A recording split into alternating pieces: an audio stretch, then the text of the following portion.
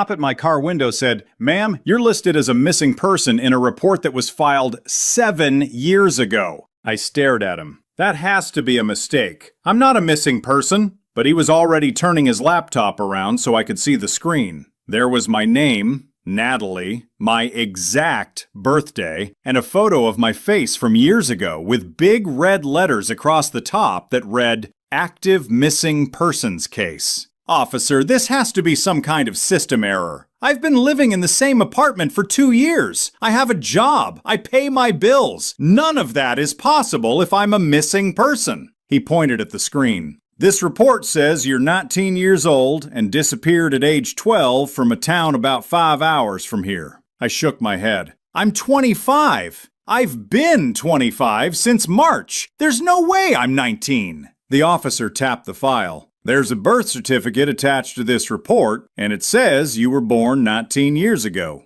I told him that wasn't right because my mom had my birth certificate at home, and I'd seen it with my own eyes. He asked if I had a copy on me or anything that could prove my date of birth other than the license he was holding. I didn't have a copy. I'd never needed one. Mom always kept all the important documents in a lockbox in her closet, said it was safer that way, and I never questioned it. My hands were starting to shake. "I can prove I'm not some missing kid. I went to high school and graduated, class of 2019. You can look it up." The officer typed in the high school name, waited, and when he looked back up at me, something in his face changed. "There's no record of you ever being enrolled at that school, and no record of you graduating." That didn't make sense. I remembered high school. I remembered friends, hallways, and graduation day. But when I tried to picture the details, like my teachers' names or what classes I took, everything got blurry, like trying to remember a dream 2 days later. "Schools lose records all the time," I said. But my voice was shaking now and I couldn't stop it. He scrolled further into the file. "The missing person report says you were last seen leaving a middle school at 12 years old, wearing a blue jacket and carrying a backpack." Ooh. Something cold ran through my whole body, because I had a blue jacket in my back seat, right now. I'd had it for as long as I could remember, and told people I got it in high school, but I couldn't actually remember buying it or anyone giving it to me. It was just always there. The officer pulled up another screen. "The FBI generated an age progression photo 2 years ago to show what the missing girl would look like today." He turned it toward me, and my heart stopped. It was my face. Not similar, not close, my exact face. With the same jawline, same eyebrows, and the same little scar on my chin. I pressed my back into the seat like I was trying to get away from the screen. "That could be anyone," I whispered, but I didn't even believe myself. He kept scrolling. "The report was filed by a woman named Allison, who is listed as your mother." I shook my head so hard it hurt. "My mom's name is Denise. She raised me my entire life. I don't know anyone named Allison." The officer kept reading. "Allison has contacted police over 400 times in 7 years. She has never stopped looking for you." He paused on something and read it silently before saying it out loud. "The last note Allison left with investigators says, she won't know she's missing. Whoever took her will give her a new name and a new age, and she'll believe every word of it." My whole body went cold. I thought about every document I'd ever needed in my life and realized Mom had handled all of it. Every form, every signature, every record. I'd never held my own birth certificate. I'd never seen a single baby photo of myself. I grabbed my phone and started scrolling back through my camera roll, because if I was really 25, then somewhere there had to be a photo from childhood, from middle school, from anywhere. But the oldest photo on my phone was from the week I moved into my apartment. Before that, there was nothing. No birthdays, no holidays, nothing. I always told myself they got lost when Mom switched phones and never thought about it again. The officer watched me and then said quietly, "I have to make a call." He dialed a number from the file and put it on speaker. It rang 4 times. A woman picked up and said, "This is Allison. Is there news about my daughter?" And when I heard her voice, something broke open in my head. A memory hit me. I was 4 or 5, lying in bed, and a woman was tucking the blanket under my chin and whispering goodnight. She had the same voice as the woman on the phone, not the woman who had been raising me for years. The cop asked me to follow him to the station. I said yes, but not because I believed him. I said yes because I was completely sure that once I sat down with the full case file, I could point to the mistake. There had to be one. A mixed-up social security number, a database glitch, some kind of wrong entry that got my name attached to someone else's life. That's what I told myself the entire drive over. Inside, the cop brought me to a small room with a table and 2 chairs and a laptop already open. He sat across from me and turned the laptop so we could both see the screen, and then he started walking me through the case file. Not the summary I'd seen on the side of the road, the full thing.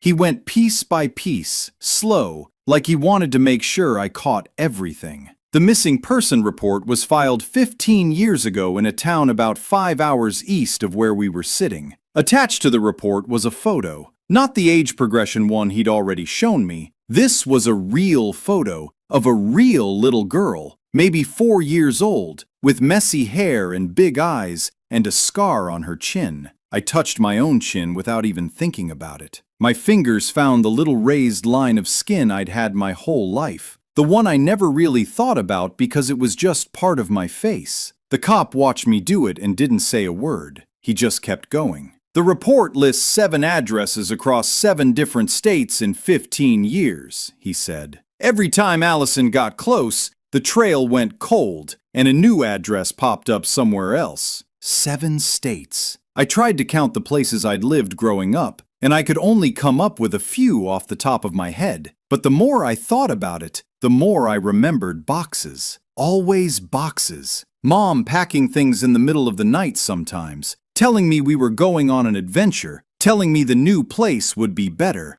Going on an adventure?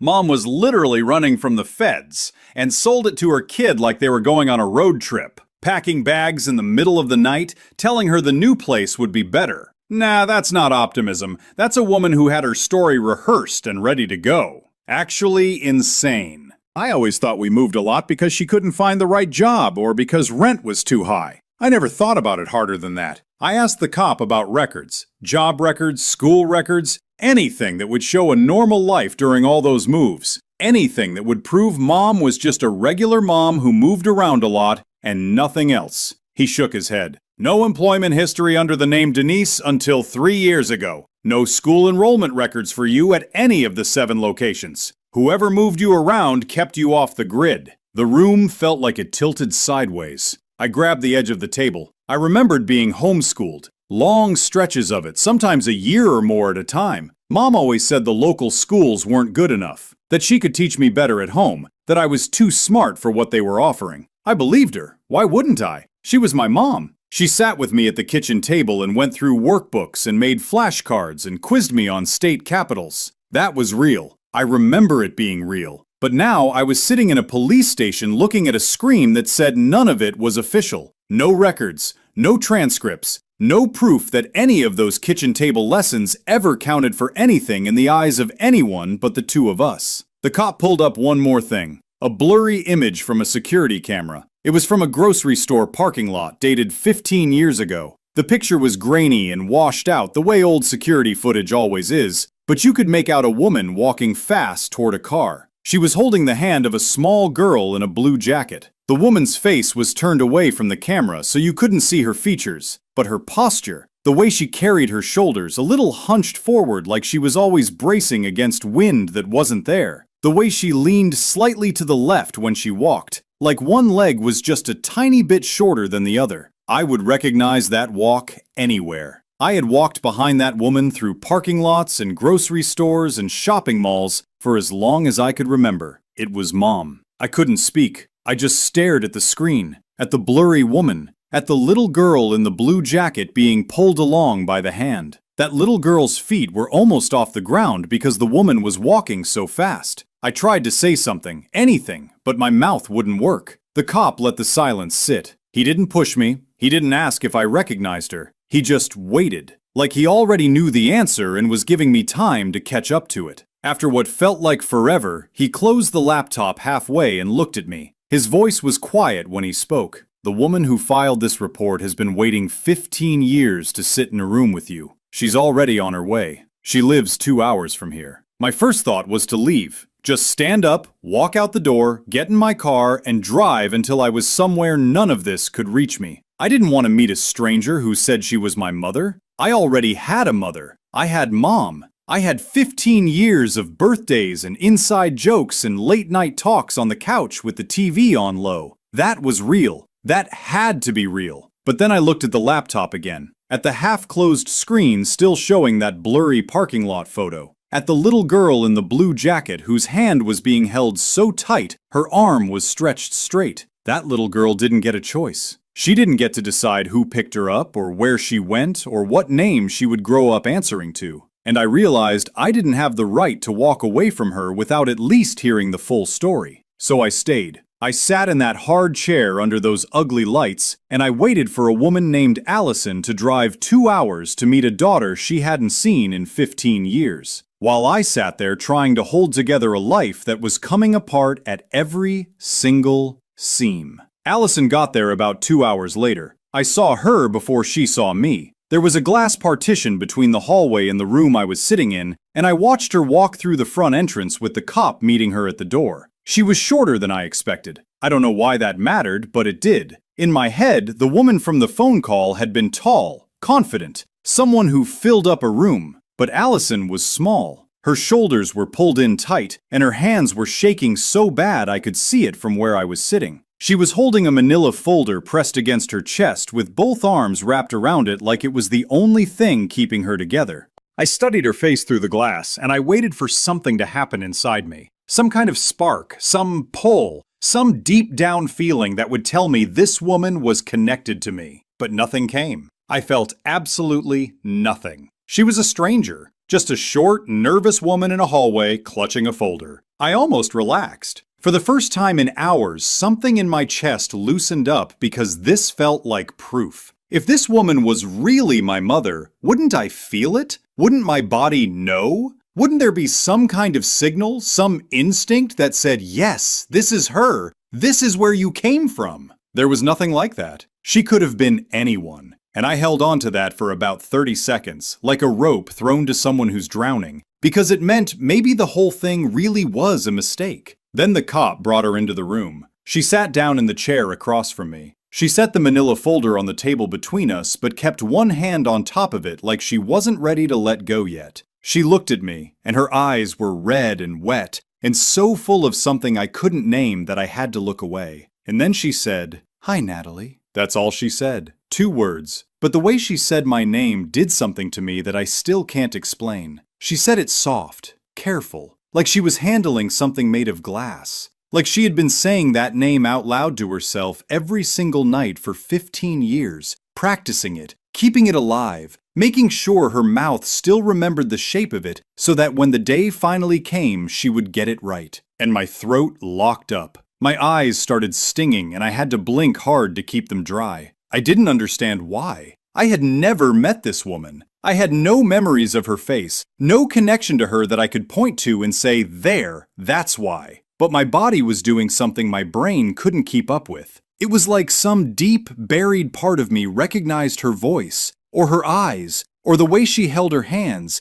and it was reaching toward her even while the rest of me was trying to pull away. Allison must have seen something in my face because she took a breath and opened the manila folder. Inside were photos, baby photos. The first one was a newborn, red-faced and wrinkly with tiny fists balled up near her ears. The next was a toddler sitting on a blanket spread out on green grass, squinting into the sun. And then there was a photo of a little girl, maybe 3 years old, with birthday cake smeared across her cheeks and a huge, goofy smile and a scar on her chin. The same scar. The exact same spot. Allison pointed to it with a finger that was still trembling. "You fell off the porch steps when you were 2, she said. Hit the edge of a flower pot. I drove 90 miles an hour to the hospital. They gave you 3 stitches and you screamed the whole time, but then you laughed when they gave you a popsicle." My hand went to my chin, again, like it had been doing all night. I pressed my fingers against that little raised line of skin, and I thought about what Mom had always told me. She said I got the scar from a bike accident when I was 8. She said I hit the curb and my chin bounced off the pavement. She told that story so many times I could picture it happening. But I was looking at a photo of a 3-year-old girl with the same scar already there, years before any bike accident was supposed to have happened. Allison kept going. Her voice started out steady, controlled, like she had rehearsed this part too. She told me I was 4 years old. We were at a grocery store. She was loading bags into the trunk of the car. I was right there, right next to the cart, close enough to touch. She turned her back to put the bags in, and when she turned around, I was gone. 15 seconds, she said. That's all it was. 15 seconds and you were just gone. Her voice cracked on the word gone. She kept talking. She told me about the first year, how she drove to that same grocery store parking lot every single night after it happened. She would park in the same spot and roll the windows down and just sit there. Like if she stayed long enough, if she was quiet enough, she would hear me calling for her. She told me about the calls to police, over 400 of them. She told me about private investigators she hired with money she didn't have, maxing out credit cards and borrowing from family until nobody would lend to her anymore. She told me about the age progression photos she had made every single year. Every year, she would go to a specialist and have them create a picture of what I would look like at that age, so she would know my face even though she wasn't there to watch it change. Her voice was shaking by now, and tears were running down her cheeks, but she kept going like she couldn't stop, like she had been holding all of this inside for 15 years, and now that the door was open, she couldn't close it. And then she reached across the table and grabbed my wrist. Not gentle, not like someone asking for your hand. She grabbed it hard, her fingers closing around my skin tight enough that I could feel my pulse pressing against her grip. Her eyes were wide and wild and full of something that was bigger than this room, bigger than both of us, something that had been building for 15 years with no place to go. I need you to understand that I never stopped, she said. Not for one day, not for 1 hour. You were always my daughter. You were always mine. I tried to pull my arm back, but she held on tighter. Her fingers were pressing white into my skin now. Please, she said, please don't leave again. I yanked my arm free and stood up so fast the chair legs screamed across the floor behind me. My wrist was red where her fingers had been. I could still feel the pressure like a ghost of her grip. I took a step back. Allison looked down at her own hand, still hanging in the air where my wrist had been, and something crossed her face that looked like horror. Like she was seeing her own hand for the first time and didn't know what it had just done. The room went completely still. Nobody moved. Nobody breathed. Allison's face crumbled. Not slowly, not piece by piece, just all at once, like a wall caving in. She put both of her hands flat on the table and pressed them down hard, like she was physically forcing herself not to reach out again. I'm sorry, she said. I'm so sorry. I've been waiting so long and I just... She stopped herself, took a long, shaky breath, sat back in her chair. When she spoke again, her voice was quieter, smaller. You don't have to do anything you're not ready for. I mean that. I'll sit on the other side of the room. I'll leave if you want me to. Just tell me what you need. And that right there, that was the thing that got me more than any photo in the folder or any number on a missing person report. Not because it was perfect, it wasn't. She had just grabbed me hard enough to leave a mark, and my wrist was still throbbing, and I was standing 3 feet away from the table with my heart going 100 miles an hour. But she caught herself. She saw what she did, and she named it, and she backed off without making excuses, without telling me I was overreacting, without turning it around to make herself the one who was hurting. She just said she was sorry and asked me what I needed. And I stood there with my red wrist and my pounding heart, and I thought about Mom. Mom who never backed down from anything. Mom who would argue with anyone over anything and never once in my entire life admit she was wrong. Mom who never, not once, not a single time in 15 years,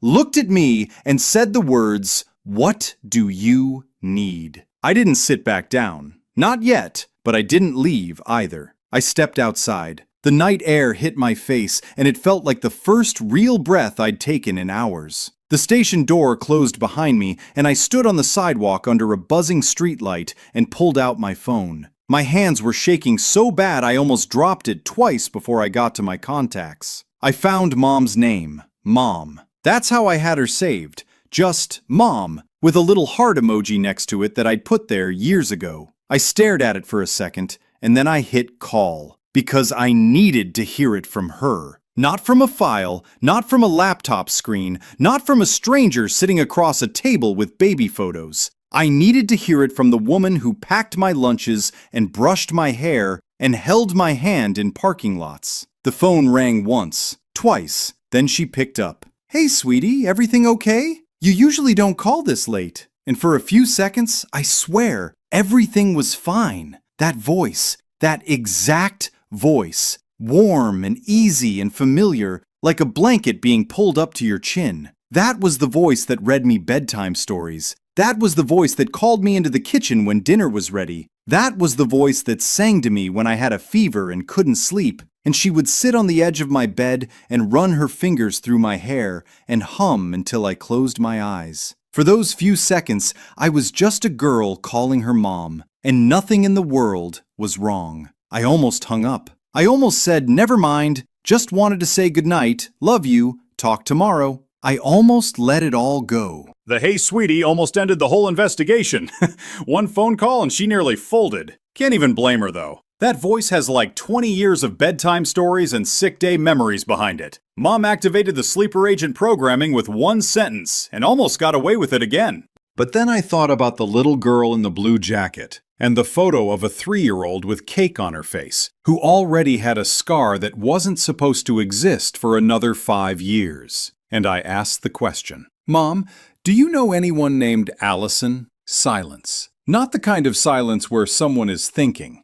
Not the kind where they're confused and trying to place a name. This was nothing. Complete, total, absolute nothing. Like someone reached into the phone line and pulled out every sound that existed. It was so sudden and so deep that I pulled the phone away from my ear and looked at the screen because I thought the call dropped. It hadn't. The timer was still counting. Still connected. I put it back to my ear and waited. 5 seconds. 10. I could hear her breathing, barely. Just the smallest movement of air on the other end. And I knew she was still there. I knew she was choosing her next words very carefully. And when her voice came back, it wasn't her voice. I mean, it was. It came from the same mouth and the same throat, but everything that made it hers was gone. The warmth was gone. The softness was gone. That easy, familiar blanket around your shoulders feeling was just not there anymore. What came through the phone was flat, measured, each word placed down like a card on a table. Where did you hear that name? Not what name,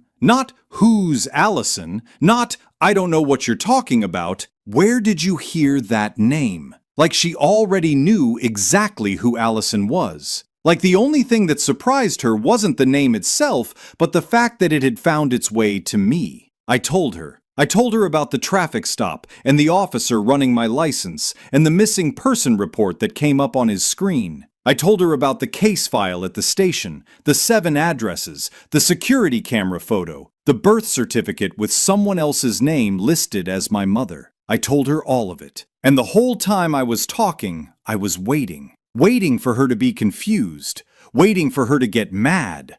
Waiting for her to say, "That's insane. Someone has made a huge mistake. Give me the number of whoever is in charge and I'll sort this out right now." Because that's what Mom would do. Mom didn't take anything from anyone. Mom fought for everything. If someone told Mom the sky was green, she would argue until they admitted it was blue. So I waited for the fight. I waited for her to be the mom I knew and come out swinging. But she didn't. She didn't cry. She didn't deny it. She didn't raise her voice. She didn't demand to talk to the cop. She didn't say it was crazy or wrong or impossible. She said, "I gave you a good life, Natalie. I gave you everything. A home, food, love. Every single day for 15 years, I gave you a life that woman couldn't have given you." My legs stopped working. I don't mean they got weak or shaky. I mean they just quit. One second I was standing on the sidewalk, and the next I was sitting on the curb with my feet in the gutter and my phone pressed against my ear so hard it hurt. The concrete was cold under me, and I could feel the rough edge of the curb digging into the backs of my legs, but I couldn't stand up. I couldn't move, because she said, "That woman." Not this Allison person, or whoever filed that report. She said, "That woman," like she knew her, like she'd thought about her, like she had opinions about her that had been forming for 15 years. "Mom," I said. My voice came out so small I barely recognized it. "Did you take me?" Silence again, but shorter this time. 3 seconds, maybe 4. And then Mom said, "I did what I had to do. I was supposed to be a mother. The doctors said I couldn't, and they were wrong, because I was a better mother than anyone." She paused and then kept going, and her voice was still that same flat, even, careful thing, like she was reading from a script she had written a long time ago in case this day ever came.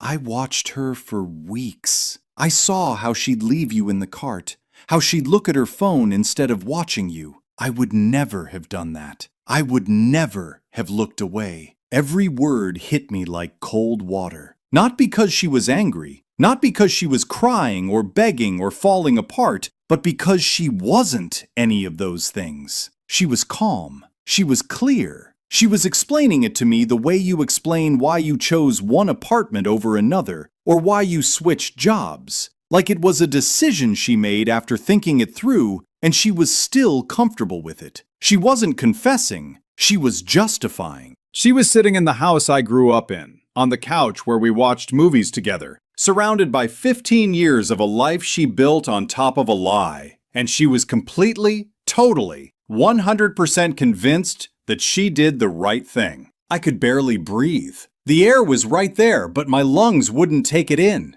I whispered, "You knew who I was this whole time?" And Mom's voice didn't waver, didn't crack, didn't hesitate for even half a second. "I knew who you were, and I made you better. I made you safe. Everything I did was for you." I pulled the phone away from my ear. I looked at the screen. The call timer said 4 minutes and 37 seconds. 4.5 minutes. That's how long it took for the woman who raised me to tell me, without shame, without guilt, without a single tear in her voice, that she stole me from a parking lot when I was 4 years old because she decided she deserved to be a mother, and I was the child she picked. I hung up. I didn't say goodbye. I didn't say anything. I just pressed the red button and the screen went dark, and I sat there on that curb with the phone in my lap and the street light buzzing above me, and I didn't cry. Not yet. I walked back into the station. The cop was standing near the front desk talking to another officer, and when he saw me come through the door, he stopped and looked at me, and I could tell from his face that he knew something had happened. I walked straight up to him and I said, "She admitted it. All of it. She's at the house right now." The cop made the calls. Then he told me to wait in the room where Allison was still sitting. She had moved. She was 3 chairs away from where I'd been before, pressed against the far wall, her hands folded in her lap, her eyes on the floor. She didn't look up when I came in. She didn't say anything. She didn't try to touch me or ask me what happened. She just stayed. I sat down and pulled the manila folder toward me and opened it again. I looked at the baby photos one more time. Not because I remembered anything in them. I didn't. The newborn, the toddler on the blanket, the little girl with cake on her face. None of it brought back a single memory. But the girl in those pictures had the same scar on her chin that I had. She had the same crooked little smile that I saw in the mirror every morning when I brushed my teeth. She was me. I didn't have to remember her to know that. About 40 minutes later, the cop got a call from the officers at the house. He came into the room and told me what happened. Mom didn't run. When the officers knocked, she opened the door and stood there like she'd been waiting for them. She was calm. Not upset, not scared, not angry. Just calm. In a way that made the officers uncomfortable, which is saying something. One of them went inside with her and found the lockbox in the closet, exactly where I told him it would be. They opened it. Inside was a birth certificate. Not the one I grew up thinking was mine. A real one, with a different date of birth and a different city. and one name listed under mother, Allison.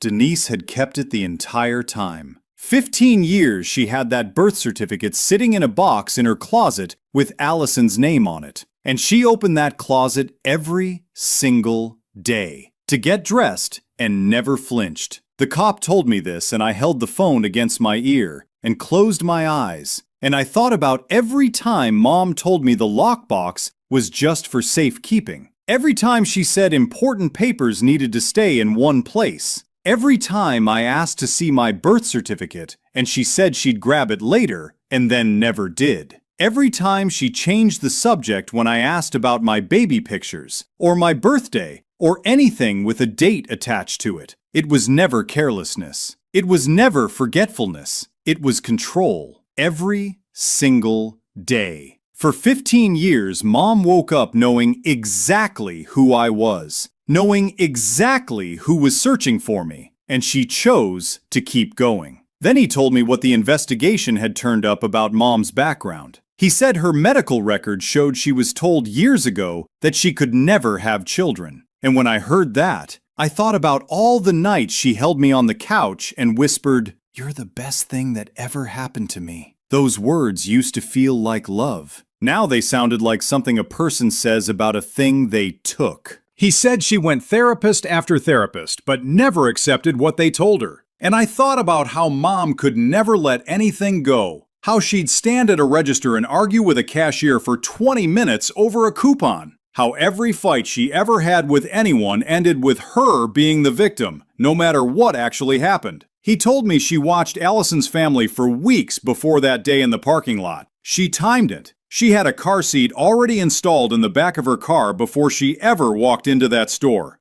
I pictured that. The woman I called Mom sitting in a parked car outside a grocery store, watching a family through the windshield. A car seat buckled into the back and a plan already finished in her head. And I understood for the first time that I was never rescued. I was never saved. I was selected, picked out, like something on a shelf that Mom decided she deserved to have. Then I heard noise on the other end of the phone. Movement, car doors, radio chatter. The cop told me they were putting Mom into the squad car. The officer on scene kept the line open. Mom was quiet through most of it. She didn't cry. She didn't ask for a lawyer. She didn't look back at the house. But right before they closed the door, I heard her voice, clear as anything, perfectly calm, perfectly steady, and completely empty of anything that looked like sorry. "You were mine." She didn't say it to the officer. She said it like the words were aimed across every mile between that driveway and this station, straight at me. Then the officer closed the door and the line went quiet.